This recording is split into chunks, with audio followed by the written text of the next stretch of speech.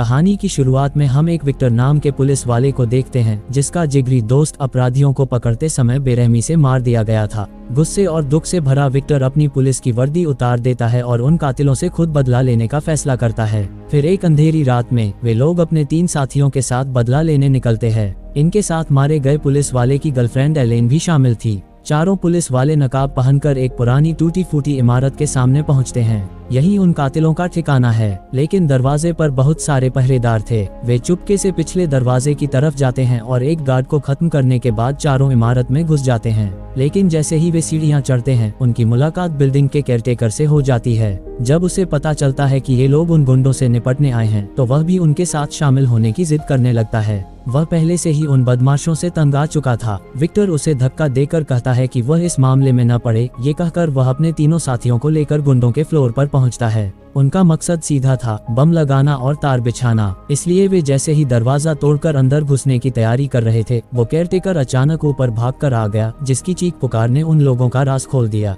Victor को तुरंत गोली लग जाती है और पूरी प्लानिंग के साथ शुरू हुआ ये ऑपरेशन उस केयरटेकर की वजह से बर्बाद हो जाता है। गुंडे बाहर निकलते हैं और केयरटेकर को मार डालते हैं और विक्टर के चारों लोगों को पकड़कर अंदर ले जाते हैं। अब वे बुरी तरह फंस गए थे। एक गुंडे को लगता है कि वे लोग अंदर बंधे एक आदमी को छुड़ाने आए हैं, इसलिए वह बंदूक चलाकर उस बंधक को मार देता है। सूट वाले दूसरे गुंडे को लगता है कि इनके साथ पुलिस की बाकी फोर्स भी आई होगी। वह सबको सलाह देता है कि जल्दी से अपना सामान बांधो और भागो, लेकिन उनका लीडर माइक कुछ नहीं बोलता। वे गुंडे ये जानने के लिए कि बाहर कितने पुलिस वाले हैं, पहले एक पुलिस वाले के पैर में गोली मारता है। फिर वो विक्टर के सिर पर बंदूक तान देता है, लेकिन जब विक्टर कुछ नहीं बोलता तो वह बिना झिझके उसे गोली से उड़ा देता है। महिला ऑफिसर एलेन ये सब देखकर टूट जाती है। वह अपने मरे हुए बॉयफ्रेंड का बदला लेने आई थी, लेकिन अब उसके साथी एक एक करके मारे जा रहे थे। तभी उस बिल्डिंग के नीचे दरवाजा खुलने पर एक खूंखार कुत्ता बाहर भागता है, लेकिन जल्द ही उसकी आवाज आनी बंद हो जाती है। इसके बाद डरावनी चीखें सुनाई देने लगती हैं। खतरे को भांपकर एक गुंडा तेजी से बिल्डिंग में वापस लौटता है और दरवाजे पर जंजीर से ताला लगा देता है। तभी उन्हें दिखाई देता है कि दूर शहर में धमाकों की आग जल रही है और सामने अंधेरे में ऐसा लग रहा था जैसे कोई परछाइयां तेजी से हिल रही हैं। इसी बीच ऊपर गुंडों को अचानक बाथरूम से कुछ टकराने की आवाज आती है, फिर हल्की हल्की गुर्राने की आवाजें आती हैं। माइक अपने एक चेले को देखने के लिए भेजता है, लेकिन जैसे ही वह दरवाजा खोलता है, एक खूनी हाथ उसकी गर्दन दबोच लेता है। पता चलता है कि जो बंधक पहले मर गया था वह ज़ॉम्बी बनकर जिंदा हो गया है। ये देखकर सारे गुंडे बुरी तरह डर जाते हैं और उस पर अंधाधुंध गोलियां बरसाने लगते हैं, लेकिन दर्जनों गोलियां लगने के बाद भी वह ज़ॉम्बी जिंदा था। वह मुड़ता है और एक दूसरे गुंडे को काट लेता है। बॉस माइक खतरा देखकर सीधे उस बंधक के सिर में गोली मारता है। वे लोग इस घबराहट से उबरे भी नहीं थे कि दरवाजे के बाहर से फिर चीखें आने लगती हैं। एक गुंडा जांच करने के लिए आगे बढ़ता है तो अगले ही पल कोई चीज उसे घसीट कर ले जाती है। माइक पीछा करके देखता है तो पता चलता है कि वह मरा हुआ केयरटेकर भी जिंदा हो गया था। इसके बाद पहले मारे गए सभी गुंडे भी एक एक करके उठ खड़े होते हैं। अत्यधिक दहशत में सभी लोग एक साथ भागने का फैसला करते हैं। माइक पीछे रहकर पागलों की तरह फायरिंग करता रहता है और बड़ी मुश्किल से वह सबको बचाकर छत पर ले जाता है और लोहे के दरवाजे को एक औजार से लॉक कर देता है। हमेशा अकड़ में रहने वाला काला गुंडा अब टूटने की कगार पर था। उसने कभी नहीं सुना था कि लोग मरने के बाद भी जिंदा हो सकते हैं। क्या यही फिल्मों वाले ज़ॉम्बीज़ का हमला है? तभी जल्द ही उन्हें एक और ज्यादा डरावना नजारा दिखता है। सामने पूरा शहर अंधेरा और तबाही में डूबा हुआ था और नीचे ज़ॉम्बीज़ भूतों की तरह बिल्डिंग की तरफ दौड़े चले आ रहे थे। ये देखकर सब लोग सन्न होकर वहीं खड़े रह गए। दुनिया का अंत इतनी जल्दी आ गया था और वे सब इस बेकार बिल्डिंग में फंस गए थे और कहीं नहीं जा सकते थे। एलेन अपने जख्मी साथी पुलिस की मरहम पट्टी करने लगती है। माइक और उसके गुंडे गुस्से से बेचैन थे। बचा हुआ पुलिस वाला जेसन खुद आगे आता है। वह कहता है कि माइक के चेले किसी काम के नहीं हैं। अभी बचने का एक ही रास्ता है कि दोनों ग्रुप पुलिस और गुंडे एक साथ मिल जाएं। शायद तभी वे इस बिल्डिंग से बाहर निकल पाएंगे। माइक को भी यह बात सही लगती है और वह सहमत होकर जेसन को एक हथियार दे देता है। इस तरह पुलिस और गुंडों के बीच अस्थायी गठबंधन हो जाता है। वे सब वापस उसी गलियारे में जाते हैं। शुक्र है कि वे ज़ॉम्बीज़ वहां से जा चुके थे। माइक के कमरे में बहुत सारे हथियार रखे थे और बिल्डिंग से बाहर निकलने के लिए सबको हथियारों से लैस करना जरूरी था। लेकिन एलेन के हाव भाव कुछ अजीब थे और वह अपने बॉयफ्रेंड के कातिलों के साथ काम नहीं करना चाहती थी। जेसन ने एलेन के मन की बात भांप ली। उसने उसे समझाया कि यह पर्सनल दुश्मनी निकालने का वक्त नहीं है। अगर उसे बदला लेना ही है तो पहले इस मुसीबत से जिंदा बाहर निकलना निकलना होगा। कुछ लोग सावधानी से कमरे से बाहर निकलते हैं, तभी नीचे के फ्लोर से ज़ॉम्बी की चीखें आ रही थीं। ये रास्ता बंद था, इसलिए वे बगल की फायर एस्केप वाली सीढ़ियां से जाने की कोशिश करते हैं। रास्ता एकदम सन्नाटे भरा था और एक भी आदमी नहीं दिख रहा था। एलेन अपने जख्मी साथी को सहारा देकर सबसे पीछे चल रही थी। तभी अचानक आगे से कुछ आवाज आती है। अकेला पड़ गया सूट वाला गुंडा एक ज़ॉम्बी के हमले का शिकार हो जाता है। बंदूक की दबी हुई आवाज और भी ज़ॉम्बीज़ को अपनी तरफ खींच लाती है और सब लोग घबराकर इधर उधर भागने लगते हैं। लेकिन किसी ने सोचा नहीं था कि सूट वाला गुंडा इतना फाइटर निकलेगा। उसने खाली हाथों से ही 2 ज़ॉम्बी को मार गिराया। हालांकि इस बीच उसके पैर में भी ज़ॉम्बी काट लेता है। जब सूट वाला अंदर घुसता है तो सब मिलकर जोर लगाते हैं और सीढ़ियों का दरवाजा बंद कर देते हैं। पुलिस वाला जेसन बच तो गया, लेकिन वह बिल्कुल भी खुश नहीं था क्योंकि एलेन और जख्मी साथी अभी भी बाहर थे। माइक उसे जबरदस्ती रोकता है और कहता है कि अभी बाहर जाना मौत को दावत देना है, लेकिन उन्हें पता नहीं था कि एलेन उनकी सोच से कहीं ज्यादा खूंखार थी। एक ज़ॉम्बी को खाली हाथ मारने के बाद उसने देखा कि उसके साथी के हाथ पर ज़ॉम्बी ने काट लिया है। बाहर गलियारे में भी ज़ॉम्बीज़ घूम रहे थे, इसलिए एलेन ने फैसला किया कि वह पहले वाले कमरे में छिप जाएगी। लेकिन जब वह पीछे मुड़ी तो उसने देखा कि साथी के घाव में तेजी से वायरस इन्फेक्शन फैल रहा है। ऐसी हालत में उसे खत्म करने के अलावा कोई चारा नहीं था। पुलिस वाला साथी घबराया हुआ था और उसे लग रहा था कि वो अभी भी बच सकता है, लेकिन एलेन की आंखों में पक्का इरादा था। साथी ने रहम की भीख मांगने का नाटक किया और मौका मिलते ही उसने अपने दोनों हाथों से एलेन पर जोरदार हमला किया और उसे बेहोश कर दिया।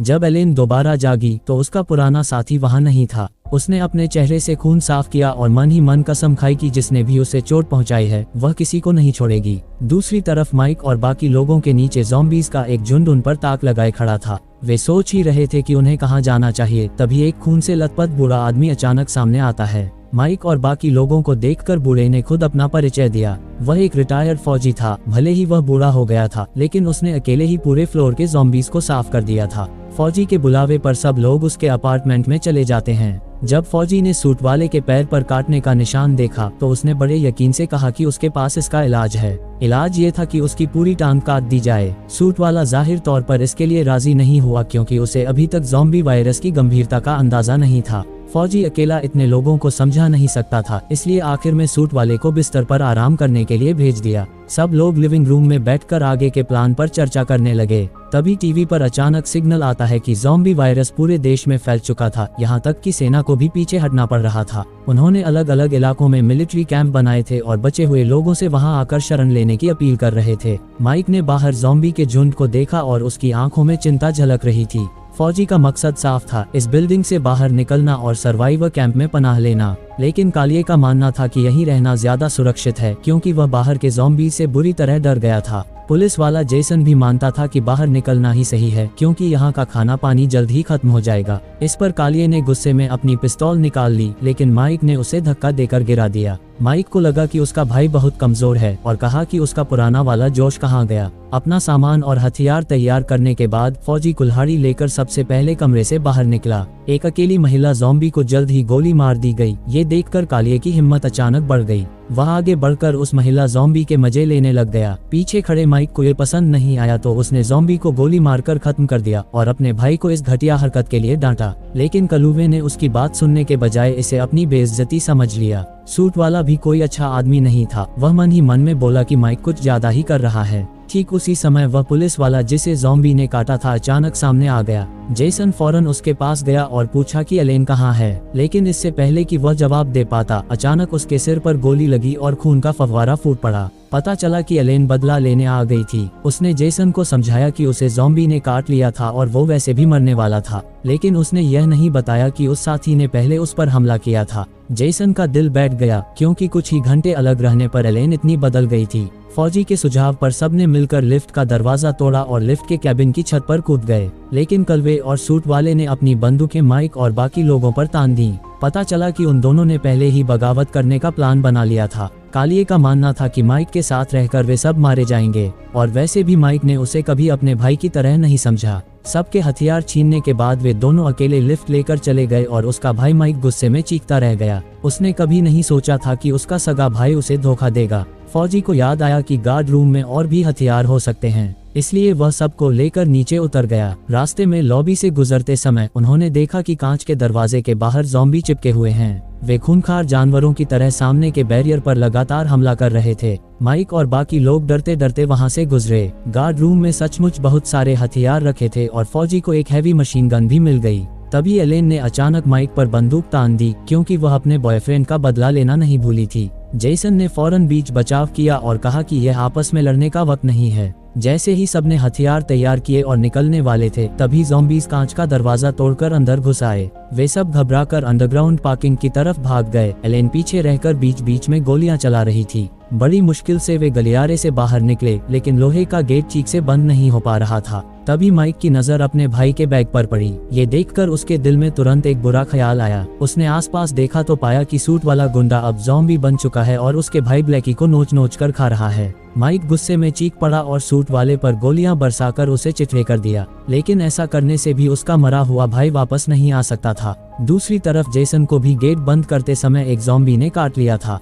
वह दूसरों पर बोझ नहीं बनना चाहता था, इसलिए उसने पीछे रुककर ज़ॉम्बीज़ को रोकने का फैसला किया। माइक ने उसे रोकने की कोशिश की, लेकिन जेसन ने अपना मन बना लिया था। उसने बस माइक से एलेन का ख्याल रखने को कहा। बाकी तीनों के जाने के बाद जेसन बिना किसी डर के वहीं खड़ा रहा। अगले ही पल ज़ॉम्बीज़ की एक लहर बाढ़ की तरह उसकी तरफ उमड़ पड़ी और जेसन ने अकेले ही मुकाबला किया। वह एक कार के सहारे खड़ा होकर दोनों हाथों से लगातार ट्रिगर दबाता रहा। जब बंदूक की गोलियां खत्म हो गईं तो उसने एक बड़ा चाकू निकाला और उन्हें काटने लगा, लेकिन अकेला इंसान इतनी बड़ी ज़ॉम्बी सेना का मुकाबला नहीं कर सकता था, इसलिए आखिरकार ज़ॉम्बीज़ के उस पागल झुंड ने जेसन को निगल लिया। दूसरी तरफ माइक, एलेन और फौजी की हालत भी ज्यादा अच्छी नहीं थी। ज़ॉम्बीज़ का एक झुंड लगातार उनका पीछा कर रहा था। फौजी ने रुककर अपनी मशीन गन से जबरदस्त फायरिंग की, जिससे उन्हें सांस लेने का थोड़ा मौका मिल गया। तीनों जल्दी से बाहर जाने वाले एक गलियारे में छिप गए, लेकिन बदकिस्मती से यहाँ पहले से ही बहुत सारी लाशें पड़ी हुई थी जो ज़ॉम्बीज़ बन गईं। माइक और बाकी लोग लड़ते हुए और पीछे हटते हुए गलियारे के आखिर तक पहुँच गए, लेकिन बाहर जाने का रास्ता एक लोहे के गेट से बंद था।